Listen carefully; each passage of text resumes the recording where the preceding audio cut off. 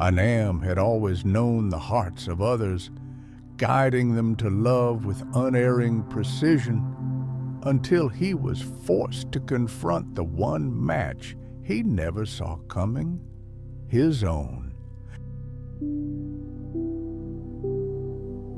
Welcome to Sleepy Stories, Midnight Tales, your go-to audiobook channel for heartwarming romance, thrilling adventures, and lighthearted humor.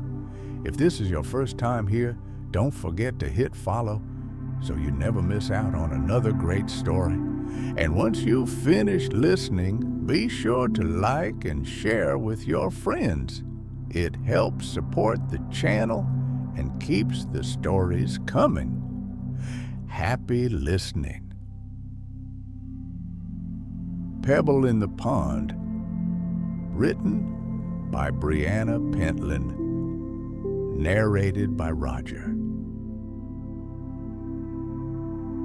There weren't many who had the gift Anam had, the gift of observation. He could read body language and facial expressions like the person was telling him exactly what they were feeling at the moment. It startled people sometimes how easily he could gauge someone's intentions, and he gently tried to steer people to someone who fit, who could understand the other. Sometimes all a person needed was a gentle nudge, small push in the right direction. Sometimes they needed a literal shove.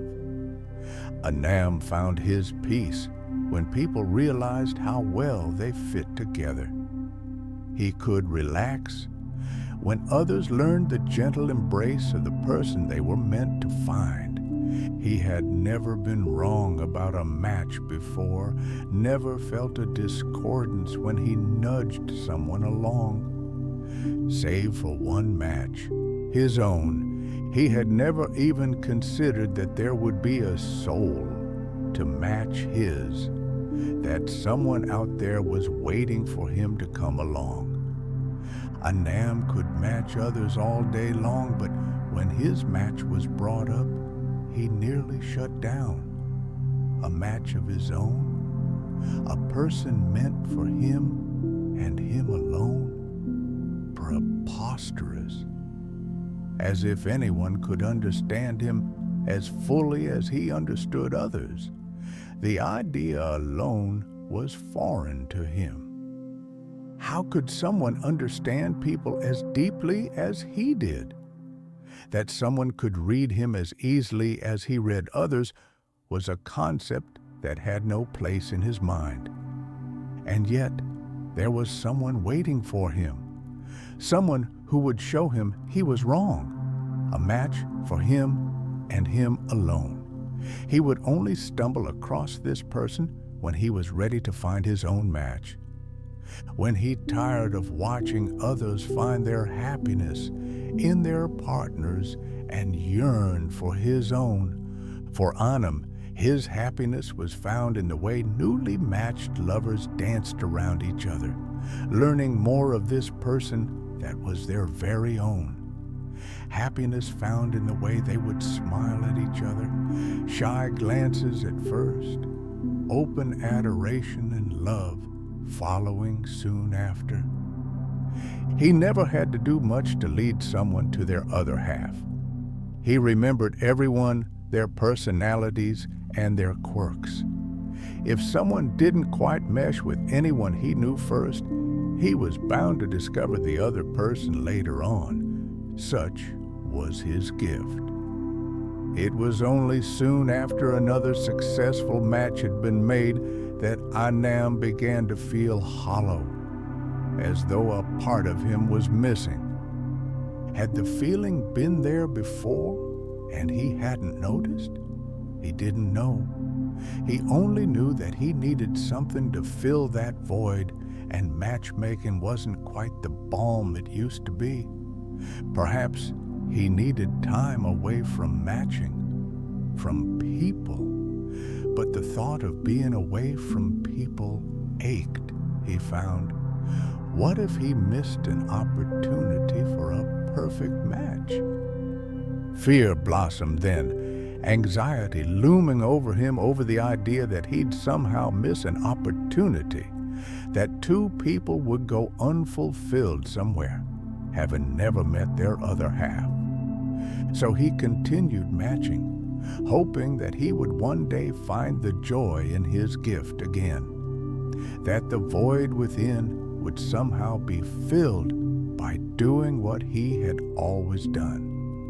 It was a downward spiral, one that forced him to remain in the same situation, slowly losing joy in watching two halves meet and be joined in bliss.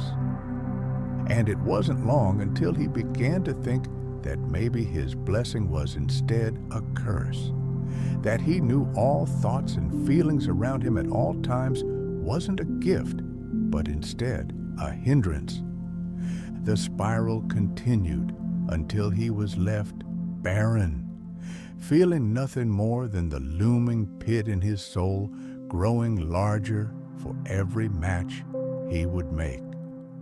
Where was the joy he had felt in leading others to their new love? Why did his gift feel like shackles? The thought never occurred to him to look for help, to learn more of himself, and find a breath of fresh air in new experiences. His soul was stagnant, quiet, but unmoving, like a pond on a still day. But something happened. A pebble dropped in the pond, creating ripples in the stillness. He found someone. They drifted into his view one day, paying no heed to him. A breath of fresh air inhaled on a stifling day was all he needed. They knew nothing of him and less of his gift, and yet he knew in the deepest parts of his soul that they had the gift too. They didn't know. He lifted a hand, aching to reach out to them. They were gone just as quickly, a glimpse of what he was missing from his soul. From then on, he searched for this other piece of himself, this missing part of his soul. He couldn't find them. After searching and searching and searching, he found nothing. The ripples in the pond had long since faded into stillness, yet he kept searching. Even long after the civilization he had known crumbled into dust, he searched until almost nothing remained of his soul, merely a wisp in the darkness of a ruined city. He yearned for the feeling of the momentary glimpse he'd had, the pure relief in that moment. It wasn't until he searched a decades-old graveyard, long since given back to the wild surrounding it, that he found them again. Anam was not omniscient. He could not read minds nor influence the wills of others. He could only suggest and nudge. His gift would not help him as he beheld his other half's headstone. There was naught for him but to weep. Weep for the lost opportunity, for the pebble that had breached his stagnant soul. And it was only when he had exhausted his sorrow that he saw the other wisp in the dark, so small that he nearly thought it a firefly. But it was the wisp of his pebble, his other half, and the joy that spread through his soul was unfettered by the sorrow of his lost people. Long before, in a dead tongue, Anam meant the blessing. For centuries, it had been a curse, doomed to watch everyone he knew, loved and lived with, die. But with his pebble, he finally found the peace that had eluded him for so long. Thank you for listening to today's story. Did you enjoy it? Which part stood out to you the most? Do you have a favorite character or moment? Let us know in the comments below. We'd love to hear your thoughts. And don't forget to like this video and share it with others to help support the channel. Your engagement keeps us motivated to bring you more amazing stories. See you in the next one.